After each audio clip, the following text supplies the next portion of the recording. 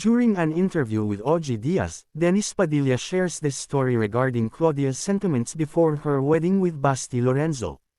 The wedding of Claudia Barreto and her longtime non-showbiz boyfriend, Basti Lorenzo, was surrounded by issues because of Dennis Padilla's sentiments aired online. He expressed intriguing posts and revealed stories that earned attention online. Padilla's intriguing post reflected, "Grabe kayo. Nabudol nyo ako. Father of the bride naging visitor.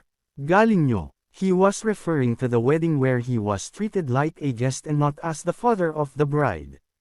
People online have mixed reactions regarding the issues, and amid the buzz, Padilla permanently cut ties with his children with Marjorie Barreto.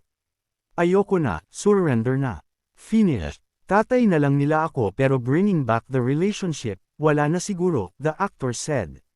He expected to be the one to walk her down the aisle, and it hurt him that this did not happen. He even expressed that he'd rather be uninvited and just show up unannounced. In the same interview with OG Diaz, he revealed that Claudia accordingly called him in the morning. She told him that the wedding would be called off while crying. He did not ask further questions, and instead, told her, "Anyway, wag mo na sagutin ang tanong ko. If you are not happy with it, don't do it. If you are not sure with it, don't do it." According to him, Claudia shared that Basti, for the past week before their wedding, showed no interest in their wedding, hence her doubts. It also looked like he wasn't sure, and as a father, he advised her not to push it if that was the case.